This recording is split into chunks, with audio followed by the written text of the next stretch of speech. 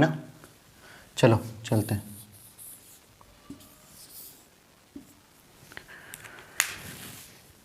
Parle nursing online classes में आपका स्वागत है दोस्तों। एक बार फिर से आप सभी का स्वागत और तहे दिल से शुक्रिया कि आप सभी ने मेरी क्लास को ज़्यादा से ज़्यादा ज्वाइन किया और सब्सक्राइब किया और व्यूअर्स भी काफ़ी अच्छे आ रहे हैं। तो इसी तरह मेरा मोटिवेशन बढ़ाते रहे आप लोग, ज़्यादा से ज़्यादा शेयर्स करें, उसको लाइक करें और सब्सक्राइब ज़्यादा से ज़्यादा बढ़ाएं। आज अपन ने थोड़ा सा हल्का सा, ये भी कॉम्प्लिकेटेड ही है एक तरह से, थोड़ा सा अपन ने एक ये लिया है अपन को टॉपिक, तो ये बच्चों के लिए थोड़ा कन्फ्यूजन का है और इसमें से काफ़ी इंपॉर्टेंट क्वेश्चन भी बनते हैं अपन ने, है ना। तो रास ये पढ़ेंगे अपन आज। उससे पहले मैं बता देता हूँ कि ये पहले पढ़ना जरूरी क्यों था, मेरे को क्यों लगा ऐसा, क्योंकि अपन ने अभी CVS अपना चल रहा है कार्डियोवैस्कुलर सिस्टम, उसमें ये जो भी आगे पढ़ा है अपन ने, है ना, जो हार्ट के चैम्बर वगैरह, ये कंडक्टिविटी ऑफ हार्ट और ये स्ट्रक्चर और कार्डियक साइकिल ये पढ़ा है। तो अब अपन धीरे धीरे कार्डियक डिसऑर्डर की तरफ जा रहे हैं। कार्डियक डिसऑर्डर पढ़ेंगे अपन, तो उससे पहले ये रास ले लिया, थोड़ा सा हल्का से टॉपिक है, एक वीडियो है छोटा सा 35-40 मिनट का। उसमें क्या है कि ये पढ़ना जरूरी इसलिए ताकि कार्डियक जो डिसऑर्डर है उसमें हाइपरटेंशन भी है और हाइपरटेंशन फिर वो मेडिसिन भी आएगी आगे। एंटी हाइपरटेंसिव ड्रग्स कौन कौन सी है, कैल्शियम चैनल ब्लॉकर कौन कौन सी है, लूप डायूरेटिक कौन कौन सी है, ACEE जो एंजियो कन्वर्टिंग जो एंजाइम इनहिबिटर ड्रग्स कौन कौन सी है ना, जैसे एनाल्पिन, कैप्टोप्रिल। तो ये सारी चीज़ें अपन कब देते हैं कब नहीं देते हैं, तो ये थोड़ा बेसिक नॉलेज अपन को होना चाहिए, है ना। रास के बारे में थोड़ा सा पढ़ेंगे अपन, तो अपन को काफ़ी हेल्प मिलेगी आगे उसको जल्दी से समझने के लिए। तो ये चीज़ अपन चलो स्टार्ट करते हैं, वीडियो को ज़्यादा लंबा नहीं बनाएं। रास रेनिन एंजियोटेंसिन एल्डोस्टेरोन सिस्टम, इसको अपन शॉर्ट फॉर्म में रास भी कहते हैं। तो ये भी क्वेश्चन में आया हुआ कि रास की फुल फॉर्म क्या होती है ना। तो इसमें एक तरह से ये मैकेनिज्म है। तो मैकेनिज्म में क्या है कि रेनिन हार्मोन है, एंजियोटेंसिन हार्मोन है और एल्डोस्टेरोन ये सिस्टम, मतलब ये तीनों जो हार्मोन्स है ये तीनों मिलके एक सिस्टम मैकेनिज्म एक बनाते हैं। तो उस तरीके से फिर ब्लड प्रेशर को बढ़ाना या घटाना एक बॉडी का मैकेनिज्म काम करता है इसमें। तो इसलिए इसको रेनिन एंजियोटेंसिन एल्डोस्टेरोन सिस्टम कहा गया है। चलो अपन जल्दी से स्टार्ट करते हैं, ताकि क्या अपना वीडियो ज़्यादा लंबा नहीं बढ़ेगा, नहीं तो बहुत ज़्यादा लंबा वीडियो बन जाएगा। शॉर्ट में अपन थोड़ा कंसेप्ट क्लियर कर लेते हैं जल्दी से। जैसा कि आपको पता है डायग्राम में ये किडनी दिख रही है, मतलब ऐसे रफली बनाया है। ये किडनी है, ये लीवर है, लीवर ट्रायंगल में बनाया, लीवर हो गया, ठीक है। ये लंग्स हो गया, इससे को वापस थोड़ा आधा टेढ़ा करा तो ये लीवर लंग्स बन गया। और ये किडनी, किडनी के ऊपर जो मेनली अपना काम रहेगा इसमें एल्डोस्टेरोन से रिलेटेड, तो वो सुप्रारेनल है ना। अब चलते हैं अपन अपने मेन टॉपिक की ओर। सबसे पहले क्या होता है कि रास में क्या होता है कि जैसे ये आर्टरी हो गई, है ना, ब्लड सर्कुलेशन की बात कर रहा हूँ मैं। ये आर्टरी होगी और ये ब्लड फ्लो कर रहा है, ठीक है, ब्लड फ्लो कर रहा है। समझना थोड़ा अच्छा बहुत शानदार, मतलब इंटरेस्टिंग टॉपिक है, आप समझना, थोड़ा मज़ा आएगा पढ़ने में। ये आर्टरीज होगी, बॉडी की कोई भी आर्टरीज ले लो। ये क्या करती है कि जैसे ही बॉडी में ब्लड की कमी हो गई या फ्लूइड की कमी हो गई, जैसे ही बॉडी में ब्लड या फ्लूइड की कमी हो गई, तो उसमें क्या हो गया, हाइपोटेंशन हो जाएगा, है ना। समझना आप, थोड़ा मैकेनिज्म समझना इसका, बड़ा मज़ा आएगा और वापस कंफ्यूज नहीं होना चाहिए कोई। इससे क्वेश्चन बनते ही बनते हैं, ये बहुत सारे क्वेश्चन बनते हैं इससे, इस रात से बहुत सारे क्वेश्चन निकल के पुटअप हो गए, समझना आप, है ना। तो बॉडी में, यहाँ से स्टार्ट कर रहा हूँ मैं, बॉडी में फ्लूइड की कमी हो गई, तो कमी हो जाना चाहिए हाइपोटेंशन, क्यों हाइपोवॉलीमिया हो जाएगा। जैसे ही हाइपोवॉलीमिया हो गया, फ्लूइड की कमी हो गई या हेमरेज हो गया, तो हाइपोवॉलीमिया हो गया, हाइपोवॉलीमिया हो जाएगा। हाइपोवॉलीमिया होने की वजह से हाइपोटेंशन हो जाएगा बॉडी में। हाइपोटेंशन होने की वजह से किडनी को प्रॉपर जो एनफ मात्रा में, जो प्रॉपर पर्याप्त मात्रा में जो ब्लड या जो फ्लूइड चाहिए था, क्योंकि जब हाइपोटेंशन होगा, हाइपोवॉलीमिया हो गया, तो कहीं न कहीं जो इसका सर्कुलेटरी सिस्टम है वो भी कॉम्प्रोमाइज़ होगा, प्रॉपर ऑक्सीजन नहीं मिलेगी उसको, क्योंकि हीमोग्लोबिन या प्रॉपर फ्लूइड नहीं मिलेगा तो हाइपोक्सिया हो जाएगा, हाइपोक्सीमिया हो जाएगा।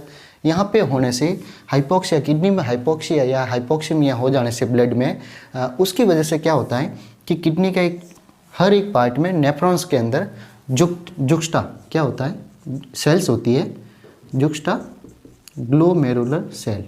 क्या कहाँ होती है, नेफ्रॉन में होती है, जुक्स्टा ग्लोमेरुलर सेल्स।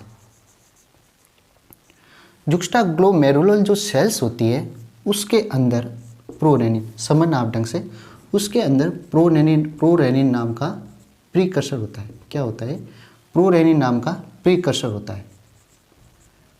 प्रोटीन कह दो आप,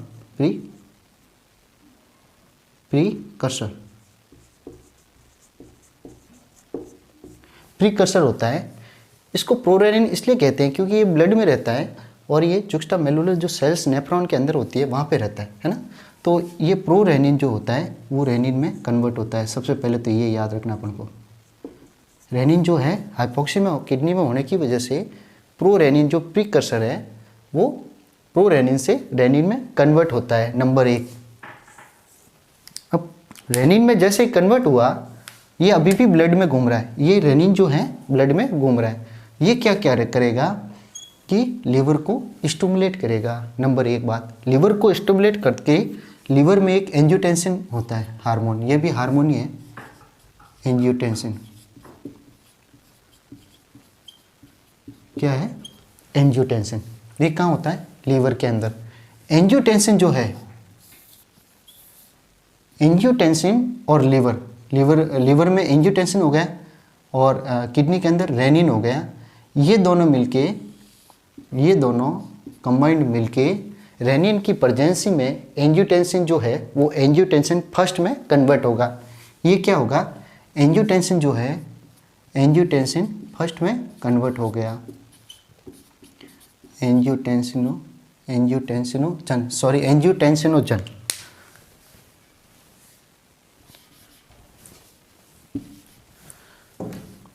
लीवर में क्या होता है, एंजियोटेंसिनोजन। ओके, एंजियोटेंसिनोजन जो है वो एंजियोटेंसिन फर्स्ट में कन्वर्ट होगा। ओके, किसकी प्रेजेंसी में, रेनिन की प्रेजेंसी में। यहाँ पे रेनिन लिख सकते हो आप। लीवर के अंदर एंजियोटेंसिनोजन जो हार्मोन होता है, ये एंजियोटेंसिनोजन रेनिन जो किडनी में होता है वो दोनों ब्लड में आएगा, इधर से एंजियोटेंसिन आएगा, एंजियोटेंसिनोजन आएगा, इधर से रेनिन आएगा किडनी से, और लीवर से आएगा एंजियोटेंसिनोजन। अब क्या करेगा, दोनों जब कंबाइंड मिलेगा तो फिर एंजियोटेंसिन जो फर्स्ट है उसमें कन्वर्ट हो जाएगा, एंजियोटेंसिन फर्स्ट में जो है कन्वर्ट हो जाएगा। अभी भी ये अब ब्लड में घूम रहा है।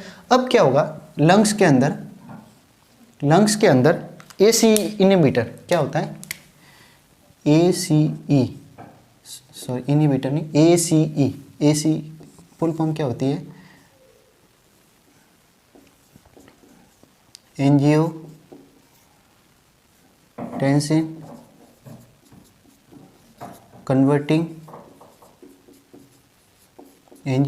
Converting enzyme. Okay, angiotensin converting enzyme. ये क्या होता, कहाँ होता है, लंग्स के अंदर होते हैं, है ना। कैपिलरीज, जो लंग्स की कैपिलरीज होती है उसमें होता है। तो एसी जो है ये क्या करेगा, एंजियोटेंसिन फर्स्ट को एसी के साथ मिलके एंजियोटेंसिन फर्स्ट को क्या बनाएगा, एंजियोटेंसिन फर्स्ट को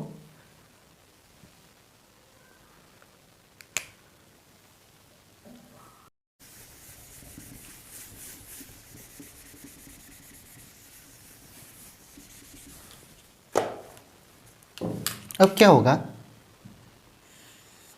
यहां तक समझ में आ गया। जो एंजियोटेंसिन जो फर्स्ट है वो एसी जो है, एसी के साथ में मिलके एंजियोटेंसिन जो सेकंड है उसमें कन्वर्ट होगा। तो ये किस में कन्वर्ट हो गया, एंजियोटेंसिन सेकंड, एंजियोटेंसिन सेकंड में। यहां तक समझ में आ गया।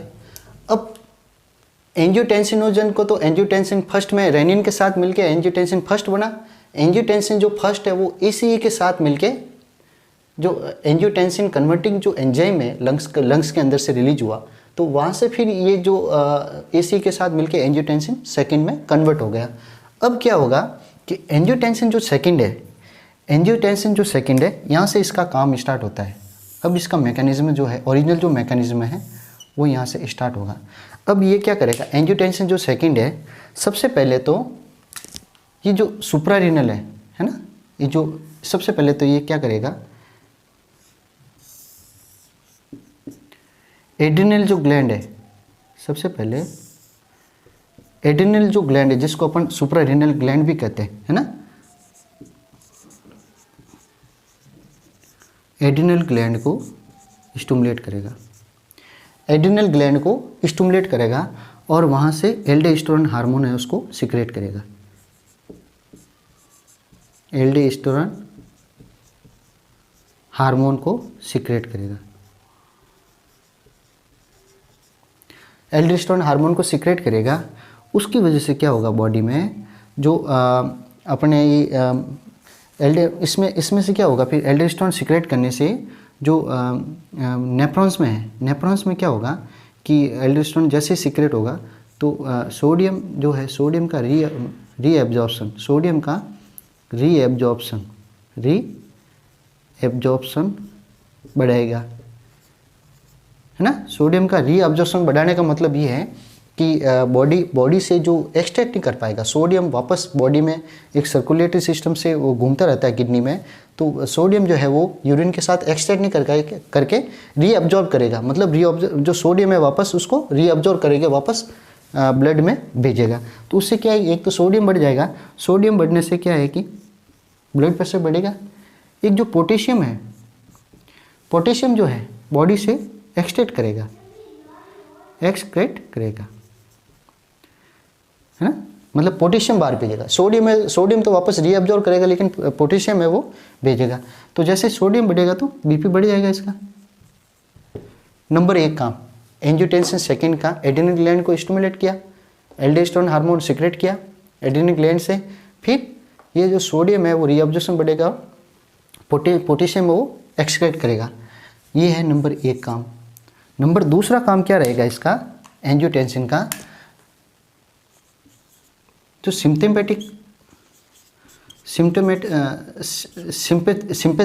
है ना, सिंपैथेटिक जो एक्टिविटीज है, सिंपैथेटिक जो एक्टिविटीज है उसको बढ़ाएगा। सिंपैथेटिक एक्टिविटीज, सिंपैथेटिक नर्व कह दो या सिंपैथेटिक जो नर्व सिस्टम है उसको एक्टिवेट करेगा। और सिंपैथेटिक नर्व आपको पता है कि सिंपैथेटिक एक्टिविटी जब बढ़ेगी तो हार्ट रेट भी बढ़ जाएगी, हार्ट रेट भी बढ़ जाएगी और ये वैसो कॉन्स्ट्रिक्शन भी बढ़ जाएगा, वैसो कॉन्स्ट्रिक्ट करेगा, है ना, वैसो कॉन्स्ट्रिक्शन। तो वैसे कॉन्स्ट्रिक्शन मतलब ब्लड की वेसल्स जब कॉन्स्ट्रिक्ट हो जाएगी, बॉडी की छोटी छोटी माइक्रो कैपिलरीज है या ब्लड वेसल्स है, जब ये कॉन्स्ट्रिक्ट हो जाएगी तो बीपी है वो, ब्लड प्रेशर है वो बढ़ जाएगा। नंबर 2 काम। नंबर 3 काम क्या रहता है इसका, एड्रिनल ग्लैंड वाला हो गया, सिंपैथेटिक वाला हो गया। उसके बाद में क्या हो गया, posterior pituitary gland, posterior pituitary gland, posterior pituitary gland से क्या करता है कि एडीएच जो हार्मोन होता है उसका सिक्रेशन बढ़ेगा। कौन, एंजियोटेंसिन जो ये है एंजियोटेंसिन सेकंड में जो कन्वर्ट हुआ, ये स्टिमुलेट करेगा पोस्टीरियर पिट्यूटरी ग्लैंड को। पोस्टीरियर पिट्यूटरी ग्लैंड क्या करेगी, जो एडीएच है उसको बढ़ाएगा, मतलब एंटी डायूरेटिक हार्मोन, है ना, सुना हुआ है ना, एंटी डायूरेटिक हार्मोन। और ये क्या करेगा कि बॉडी में जो वाटर है उसको रीस्टोरेशन कह दो या एब्जॉर्प्शन कह दो, रीस्टोरेशन या एब्जॉर्प्शन या एब्जॉर्प्शन है वो बढ़ेगा। एडीएच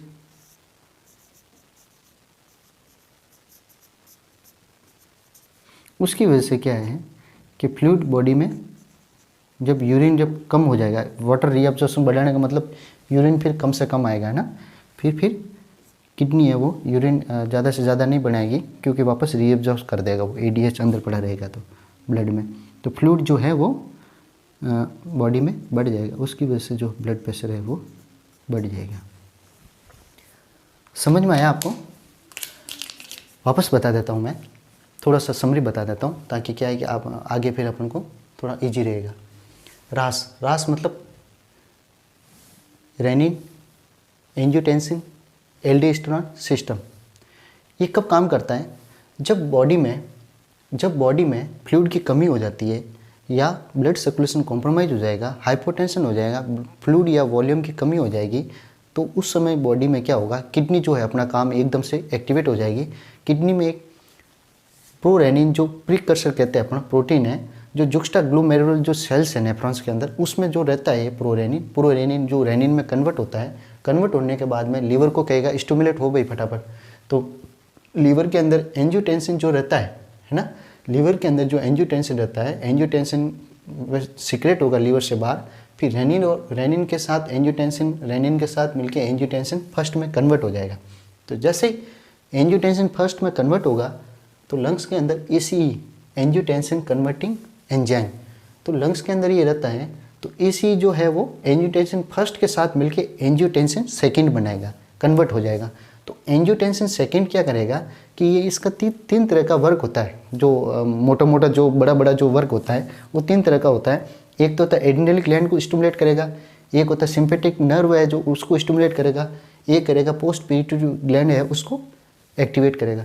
एड्रिनल ग्लैंड को एक्टिवेट करेगा तो एल्डोस्टेरोन हार्मोन सीक्रेट होगा। एल्डोस्टेरोन हार्मोन का काम ये होता है कि पोटेशियम जो है वो पोटेशियम है वो उसका एक्सट्रैक्ट करेगा, मतलब यूरिन के साथ बाहर निकलेगा ज़्यादा से ज़्यादा, और सोडियम है वो रीअब्जॉर्ब करेगा, मतलब वापस ब्लड सर्कुलेशन के साथ में रीअब्जॉर्ब करेगा, उसका एब्जॉर्प्शन की बढ़ेगा बॉडी के अंदर, है ना। तो ये हो गया एल्डोस्टेरोन का काम। उससे क्या है कि सोडियम जब बढ़ जाएगा बॉडी में तो वैसे आपको पता ही है डेफिनेटली ये ब्लड प्रेशर है वो बढ़ जाएगा। उसी तरह सिंपैथेटिक एक्टिविटीज़ के में क्या होगा, जैसे सिंपैथेटिक नर्व सिस्टम स्टिमुलेट होगा उसकी एक्टिविटी बढ़ेगी तो उसमें हार्ट रेट बढ़ जाएगी, हार्ट रेट जब बढ़ जाएगी कार्डियक आउटपुट बढ़ जाएगा, कार्डियक आउटपुट बढ़ने के साथ में वैसो कॉन्स्ट्रिक्शन भी होगा, मतलब ब्लड वेसल्स का कॉन्स्ट्रिक्शन हो जाए, ब्लड वेसल्स का जब कॉन्स्ट्रिक्शन होगा तो उसका ब्लड प्रेशर जो है वो राइज हो जाएगा बॉडी में, है ना। उसके बाद में पोस्टीरियरी ये पिट्यूटरी ग्लैंड का क्या काम होता है, इसमें ये स्टिमुलेट होगी तो फिर ADH एंटी डाईयूरेटिक हार्मोन जो है ये एक तरह से बॉडी में जो है वो पोस्टीरियर पिट्यूटरी ग्लैंड से स्टिमुलेट होकर राइज होगा, तो ये फिर ब्लड का वाटर का रीस्टोरेशन या एब्जॉर्प्शन है वो बढ़ा देगा, और फ्लूइड जब बढ़ेगा बॉडी में वापस कैपिलरीज में जब फ्लूइड आएगा तो उसका जो ब्लड प्रेशर है वो राइज होगा। तो ये मैकेनिज्म था।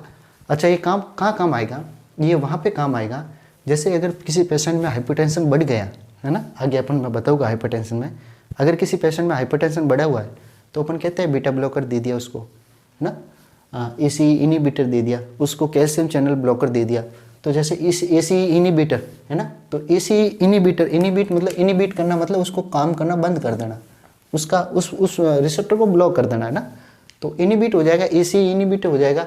अब जैसे कैट्रोपिल या कैप्टोप्रिल या एनारपिल दे दी किसी पेशेंट को, अगर किसी पेशेंट में हाइपरटेंशन का पेशेंट है, उसको बहुत ज़्यादा BP है और उसको एनारपिल है, कैप्टोप्रिल है या ये दे दी, तो वो क्या करती है, वो ACE इनिबिटर है। ACE इनिबिटर का मतलब जब ACE इनिबिटर कर देगी तो एंजियोटेंसिन रेनिन का काम तो अपना करेगा, है ना, रेनिन अपना काम करेगा, रेनिन जैसे एंजियोटेंसिनोजन रेनिन के साथ मिलके एंजियोटेंसिन फर्स्ट बना देगा। अब एंजियोटेंसिन फर्स्ट बनने के बाद में जब ACE का काम आएगा, तो इनिबिट हो रखा होगा पहले से कि उसको टैबलेट दे दी, उसको इनिबिट कर दिया, मतलब उसको काम करना बंद कर दिया, एक तरह से ब्लॉक कर दिया उसको। जब ACE यहाँ बाहर आएगा नहीं या वो ब्लॉक है अपना वर्क भी नहीं करेगा तो एंजियोटेंसिन फर्स्ट से एंजियोटेंसिन जो सेकंड में वो कन्वर्ट नहीं होगा, और एंजियोटेंसिन जब सेकंड में कन्वर्ट ही नहीं होगा तो उसका BP जो है वो बढ़ेगा नहीं, उसका जो BP है वो बढ़ेगा नहीं, है ना। ये है इस तरीके से। इस तरीके से भी बीटा ब्लॉकर का भी रोल है। तो ये हाइपरटेंशन से रिलेटेड था, इसलिए मैंने सोचा इसको पहले थोड़ा पढ़ा देता हूँ तो आगे थोड़ा समझने में आसानी रहेगी। थैंक यू सो मच, आपने मेरी क्लास ज्वाइन करी। और नर्सिंग से रिलेटेड जो भी क्लास है मैं धीरे धीरे लेता रहूँगा, और अदर फैकल्टी को भी जैसे जैसे टाइम मिलेगा। एक्चुअली में उनके अभी क्या थोड़ा वो टाइम दे नहीं पा रहे, बिजी है। उन्होंने सब कुछ तैयारी कर रखी है, नोट्स भी बना रखे हैं, उनको वो आने के इच्छुक भी है, लेकिन उनके पास अभी थोड़ा टाइम नहीं मिल पा रहा है। तो आप सभी पेशेंस बनाए रखें, प्लस तब तक मेरी क्लास कंटिन्यू रहेगी। और एक बार अभी धीरे धीरे अपन ने क्वेश्चन सेशन भी स्टार्ट करेंगे, ताकि आपको एकदम से फिर वो बर्डन नहीं पड़े, है ना। तो धन्यवाद आप सभी का, मेरी क्लास ज्वाइन करी, और इसी तरह देखते रहे, वॉच करते रहे, लाइक करें, शेयर करें और ट्रस्ट भी बनाए रखें, ठीक है ना। बहुत बहुत धन्यवाद आप सभी का, थैंक यू सो मच।